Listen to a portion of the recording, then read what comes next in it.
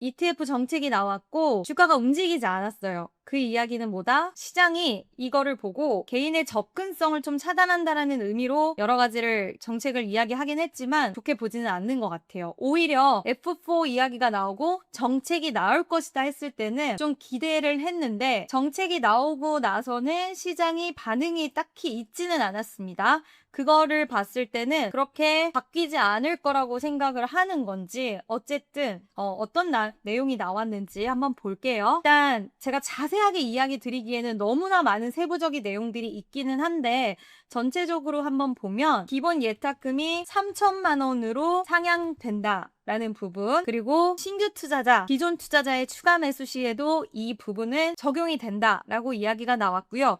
그리고 매매 수량 단위를 확대시킨다라고 했어요. 지금 현재는 매매 수량 단위가 1주인데 지금 매매 수량 단위 20주로 확대한다. 이렇게 이야기가 나왔고요. 그래서 매매 수량 단위 확대. 그 다음 뭐가 나왔냐? 신규 상장 잠정 중단. 그 다음에 광고 금지. 추가 상장. 너무나 당연한 이야기고 이벤트성 마케팅. 뭐 너무나 당연한 이야기인 것 같아요. 네. 그리고 나서 증권사, 그러니까 LP랑 운영사와의 괴리율 관리 책임 강화. 뭐 이런 이야기 나왔는데 뭐 이것도 굳이 필요한 이야기는 솔직히 아닌 것 같다라는 생각이 들었는데 별거 없는 것 같습니다. 솔직히 말씀을 드리면 뭐 이게 도대체 정치적으로 뭔가 이게 확실한 대책인가? 라는 생각이 먼저 들었고요. 이 부분이 나오고 나서 시장은 미동도 거의 없었어요. 뭐 관심도 없었고 이게 뭐지? 그리고 심지어 더 화가 났던 건 지금까지 일부 증권사들이 뭐 거의 다라고는 생각하는데 VIP들한테는 이 예탁금 1,000만 원도 없었다라고 합니다. 그래서 이게 지금까지 정말 잘못된 방향성을 갖고 갔다라는 게 더 파헤쳐졌고 뭐 이거 결국 별로 말도 안 되는 이야기들이라고 생각이 들어요. 별거 아닌 것 같은 생각이 들고 솔직히 제 주변의 모든 분들이 이게 뭐 하자는 거지? 이게 뭐야? 결국에는 지금 우리가 계속적으로 이야기한 게 레버리지, 인버스, ETF 관련돼서 수급이 완전히 잘못됐다. 이게 고쳐지면 괜찮게 될 것이다 라고 했는데 방금 말씀하신 거 보니까 예탁금 상향 관련돼서는 그것도 8월 5일부터 시작이 됩니다. 그럼 지금 아직 시간이 더 남았다는 거예요. 빅테크 실적 발표 7월 말이잖아요. 8월 5일부터 기본 예탁금 상향됩니다. 그리고 방금 매매 수량 단위 20주로 확대하는 건 언제라고 날짜도 나오지 않았어요.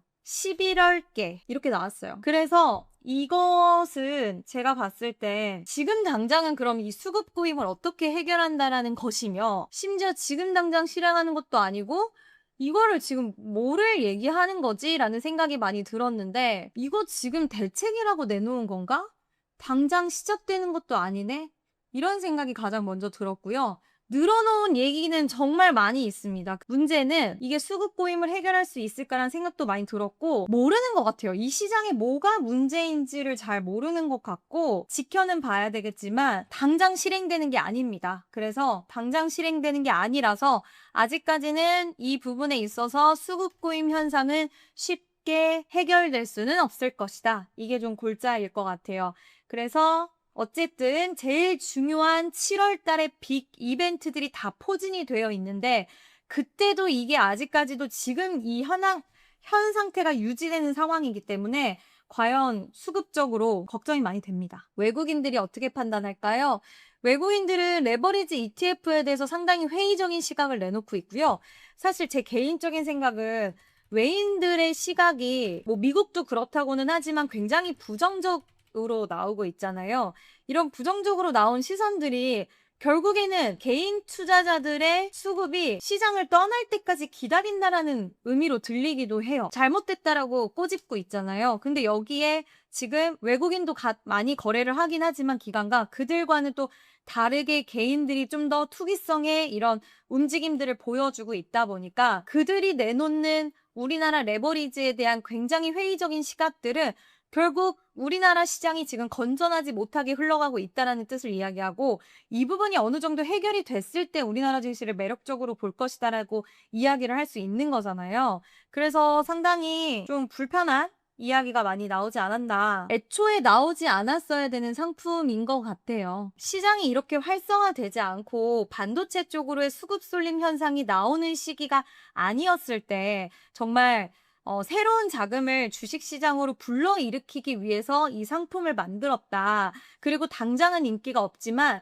이런 상품들이 여러 개 나옴으로써 우리 시장의 체질을 되게 천천히 바꿔나가는 과정이 있는 상태에서 주식시장이 이런 현상이 나타났다라고 한다면 차라리 나았을 것 같은데, 지금 시장이 과열될 대로 과열이 돼 있었고 이런 상황에서 딱 그 두 종목만 레버리지 상품이 딱 나왔다라는 건 정말 이쪽으로의 수급 쏠림을 더 부채질하는 현상밖에 되지 않았기 때문에 이거는 너무나도 뻔한 결과가 아니었나. 과열될 대로 과열돼 있고 정말 그 어느 때보다 많은 투자자들이 시장에 관심을 갖고 들어온 시기였고, 주식시장에 대한 이런 어려움과 힘듦에 대해서 또 알지 못하는 분들까지 다 들어온 시기였기 때문에, 교육을 아무리 뭐 이수를 해야 된다고 하지만 그 교육 이수를 누가 얼마나 열심히 보고 하겠어요. 모르시는 분들도 많이 들어왔다라는 거죠, 레버리지 쪽으로. 내가 늦게 들어온 만큼 많이 수익을 내고 싶어서 욕심을 부리시는 분들도 레버리지를 하고